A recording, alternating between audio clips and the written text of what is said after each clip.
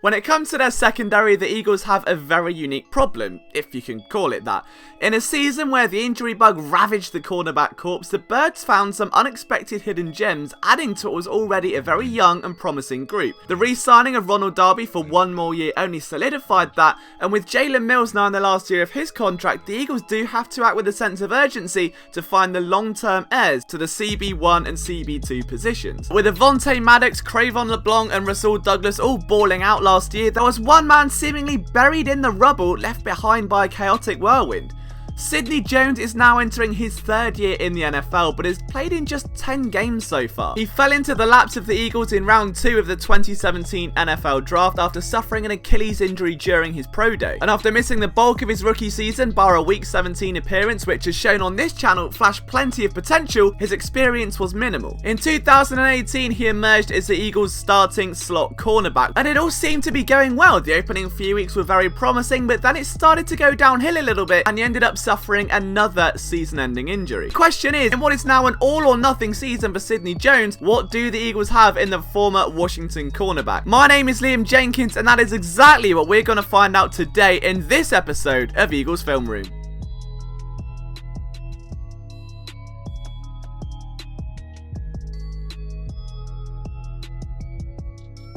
Before we get started though guys, make sure you leave a like and hit that subscribe button if you are new around here and enjoy this sort of content. Again, I can't thank you enough for 10,000 subscribers, and be sure to check out phillysportsnetwork.com for content from myself and all of our writers every single day of the week covering your favourite sports teams. Let's start off by shedding a misconception here, and that is that Jones was moved inside because maybe the Achilles was still hindering him in terms of mobility and fluidity, but the truth is, it's just not the case. Look how smooth that back pedal is, and more importantly, how quickly he can burst out of it and get to the football. What I love about Jones is just how fluid that play is. I'm going to use that term a lot during this video. Just watch his press coverage down here against the Minnesota Vikings. He's lined up in the slot. He's up against Adam Thielen, who, as we know, is an esteemed route runner. And even though he doesn't initiate a lot of contact, look at the angle his body contorts to there. His hips are fully open, his body weight is being shifted to the right hand side, and he's ready to start stalking down the stem of the route in position to make a big play.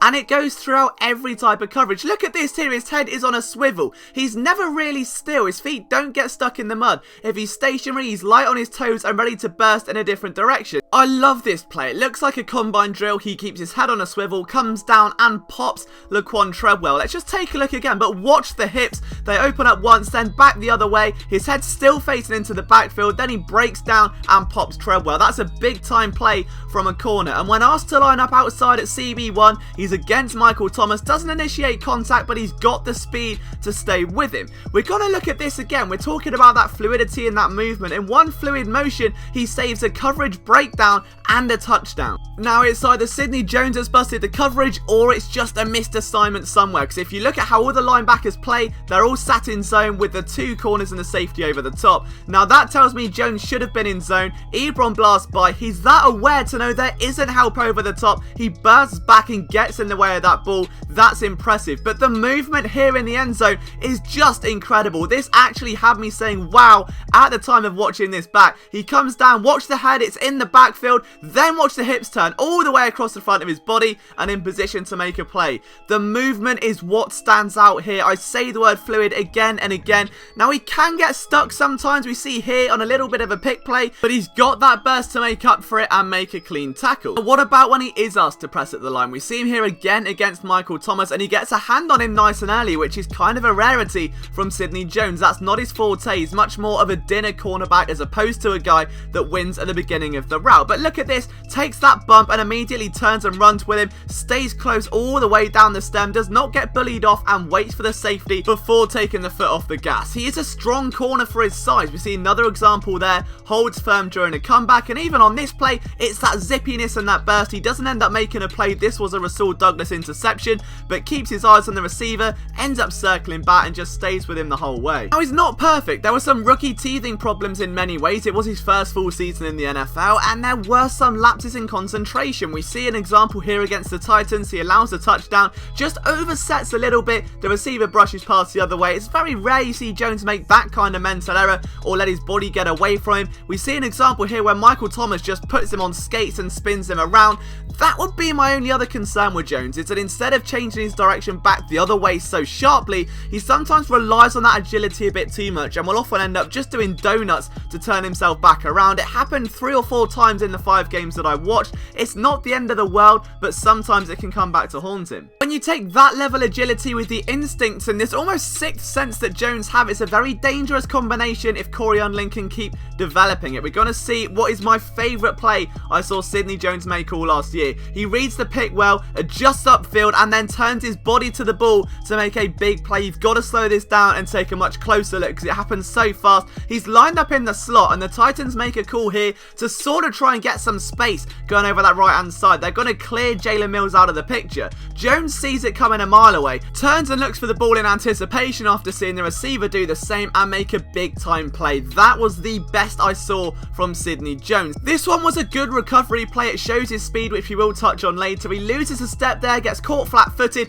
but works his way back down the route and uses his body to break up that pass even when he lost leverage. So he's a very intelligent corner. He's got this almost sixth sense where the ball is going to be. Now again against the Vikings here, he gets caught out, has to roll his hips around, can't quite get to the ball, but makes a secure tackle, a touchdown saving tackle, so to speak. But it's here where I think this vision really does have value. These instincts have value, and it's reading the screens, dissecting the running backs. One of his main responsibilities for the Eagles last year was picking up that curl and flat scenario. He sees the receiver drop back, and within seconds, he's all over him, blowing up that screen. That earned the praise of Malcolm Jenkins after the game. But this was a huge tackle for a loss again against the Vikings. He may not be the most secure tackler, but he brings effort, and you will not see a more hustle-defining play than this one. The Colts are in the red zone. Jones is in the slot, and what he's going to do here is immediately spot the screen, gets tripped, and somehow does a worm, gets back on his feet, and pulls down an offensive lineman. I've never seen anything quite like this. How he retains his balance is beyond me, but then to pull down a blocker out of the way so that Jalen Mills can come and swoop up, that is just ridiculous. I don't know what he had for breakfast before this Titans game, but even there, he's just put a lineman on the ground and enabled Ronald Darby to come up and, well, miss a tackle. But we won't touch on that. That's a different video, I promise you. But let's combine this surprising amount of strength with instincts. Look at him push the receiver into Freeman to stop a touchdown. That is the only thing stopping the Falcons score, and it's Sidney Jones somehow creating a wall, diverting traffic. This is a very rare skill set, and here's an example of what I was talking about with those curl and flat responsibilities. He's going to pull out to the left-hand side, but watch the closing speed. He's tracing the running back, eyes in the backfield, and he's there in a heartbeat. It doesn't get much faster for a cornerback. I know everyone says that Ronald Darby is the fastest corner on the team. Sidney Jones is very close behind. This click and close, he just storms down like a whirlwind. There is nothing that gets in his way. It's just a little bit sporadic tackling. It's not horrific, it's not a concern, but you'd like to see more consistency there. Everything else, the vision, the mental awareness, the processing of what's going to happen on a play is stupendous. The closing speed is flat out ridiculous, but you're going to see examples like this where he can get downhill in a hurry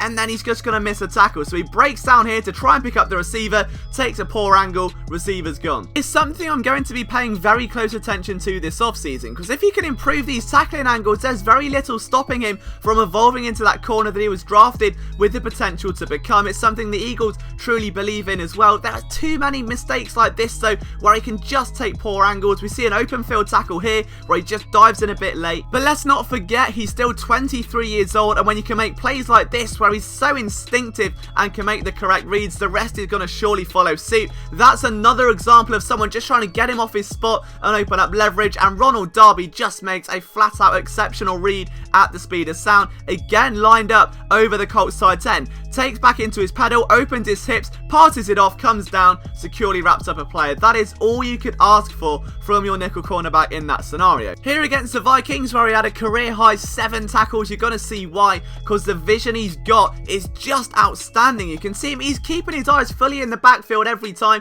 He's got the effort to come down and make a play, even though there's plenty of support. And here is a great example against the Titans. They're going to run a pick concept. They did this several times, and Jones just doesn't fall for it. Comes straight back down and knocks the ball loose for an incompletion. Again, doesn't get much better. The burst, the click and close down to the ball, it's everything you could want. So as for what the future holds for Sidney Jones, does he still have that CB1 potential? Absolutely. Watching the tape, it's so hard not to fall back in love with a guy that is that quick, can move that fluidly, and still make big time plays. I think there's some work to be done around the ball and snatching them out of the air, but again, was never really his forte at college. I think his tackling could use some improvement going into what is effectively his second full year in the NFL, but the Eagles have got themselves someone that spent a year on the sideline mentally, breaking down film every single week with the coaching staff, being a pivotal figure inside that locker room. And it shows. I think he's got the mental awareness, the processing, the athleticism to really become a CB1. Now, is he going to come in and maybe beat Jalen Mills out for a job? I'm not sure. It's probably a bit premature to say, but Mills is on the final year of his deal. There's nothing stopping Sidney Jones, who's got a little bit more luxury in that department, coming in and preparing for the future. The last thing you want is someone stagnating, and if you're going to get Avonte Maddox on the field, who clearly deserves to be after an exceptional rookie season, someone's got to take the cut, and I think Sidney Jones has got a much higher upside than Jalen Mills, at least off what we've seen here. Now, of course, durability is going to be a concern. Of course, his on-field display is going to be a concern. He did get a bit lackadaisical toward the end of those games he was playing, but there is enough potential on tape to at least be excited by the arrival of Sidney Jones. But let me know what you guys think down in the comment section below. Has this video changed your mind? What do you think the ceiling is for the pride of Washington University? Let me know in the comments. Don't forget, guys, follow my Twitter at LiamJenkinsPSN. From myself, I'll see you next time for another episode of Eagles Film Room.